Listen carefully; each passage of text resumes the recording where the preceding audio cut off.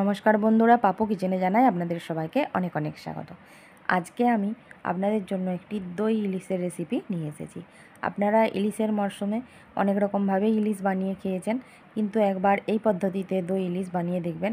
এটা কিন্তু বন্ধুরা খুবই সুন্দর হয় খেতে, আর একদম কম সময়ের মধ্যে এটা বানানো হয়ে যায়। চলুন তাহলে রেসিপিটা শুরু করা যাক।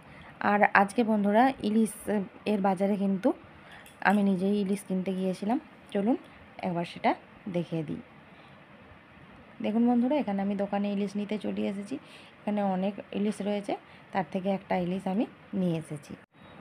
এখানে দেখুন মাছের আঁশটা আমি ছাড়িয়ে নিয়েছি। আঁশটা ছাড়িয়ে আমি ভালো করে জল দিয়ে ধুয়ে নেব।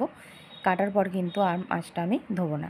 কাটার পর কিন্তু বন্ধুরা ইলিশ মাছ ধুলে ইলিশের তেলটা কিন্তু বেরিয়ে যায়, বেরিয়ে গিয়ে অনেকটাই ইলিশের স্বাদটা নষ্ট হয়ে যায়। কড়াইতে দেখুন দিয়েছি সরষের তেল, তার মধ্যে দিয়ে দিলাম কালো জিরে ফোড়ন, আর ইলিশ মাছটাতে আমি লবণ হলুদ মাখিয়ে নিয়েছি। এইবার আমি এটা তেলের মধ্যে দিয়ে দিলাম। তেলের মধ্যে দিয়ে খুব কিন্তু ভাজবো না বন্ধুরা, একবার নেড়ে চেড়ে নেব। এখানে আমি সরষে পোস্ত কাঁচা লঙ্কা বেটে নিয়েছি, তার মধ্যে দিয়ে দিলাম শুকনো লঙ্কার গুঁড়ো আর একটু অল্পখানি হলুদের গুঁড়ো। এইবার দেখুন ওই সরষে বাটার জলটাই দিয়ে আমি ভালো করে মশলাটা একসাথে ভালো করে মিশিয়ে নেব। মিশিয়ে নেওয়ার পর দেখুন এখানে মাছটাও আমার ভাজা হয়ে গেছে। এইবার আমি এর মধ্যে সরষে পোস্ত কাঁচা লঙ্কা বাটাটা দিয়ে দেব। আর আমি দিয়ে দেব এখানে টক দই। টক দইটা আমি খুব ভালো করে ফেটিয়ে নিয়েছি, এবার এর মধ্যে দিয়ে দিলাম।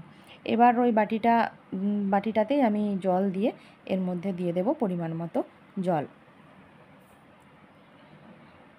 জল দেওয়ার পর আমি দিয়ে দেব পরিমাণ মতো লবণ, আর দিয়ে দেব একটুখানি অল্প চিনি। দেওয়ার পর এর মধ্যে দিয়ে দেব কাঁচা লঙ্কা, বেশ কয়েকটা কাঁচা লঙ্কা। ঝাল মিষ্টি টক টক হলে বেশ কিন্তু খেতে ভালো লাগে বন্ধুরা। আর দিয়ে দিলাম একটুখানি কাঁচা সরষের তেল। এবার আমি এটাকে ভালো করে একসাথে মিশিয়ে নিয়েছি। এবার দেখুন এটা ফুটে উঠেছে।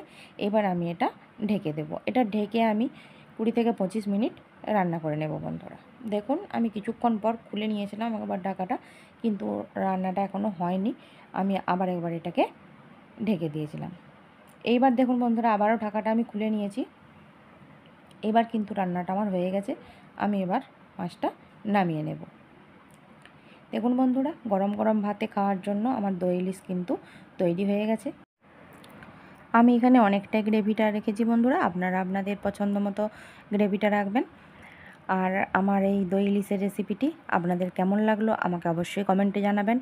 আর একবার এইভাবে বানিয়ে খাওয়ার পরও আমাকে কমেন্টে জানাবেন আপনাদের এই রেসিপিটি কেমন লাগলো। আশা করছি আপনাদের এটা খুবই ভালো লাগবে। একদম কম সময়ের মধ্যে এটি কিন্তু খুব সুন্দর একটি ইলিশের রেসিপি। আমার এই রেসিপিটি আপনাদের যদি ভালো লেগে থাকে তাহলে আমার চ্যানেলটিকে লাইক দিয়ে ফলো করে প্লিজ আমার পাশে থাকবেন। আর যারা আমার চ্যানেলের নতুন বন্ধু এখনও আমার চ্যানেলটিকে সাবস্ক্রাইব করেননি, তারা আমার চ্যানেলটিকে সাবস্ক্রাইব করে প্লিজ আমার সাথে থাকবেন। ধন্যবাদ বন্ধুরা, সবাই খুব খুব ভালো থাকবেন।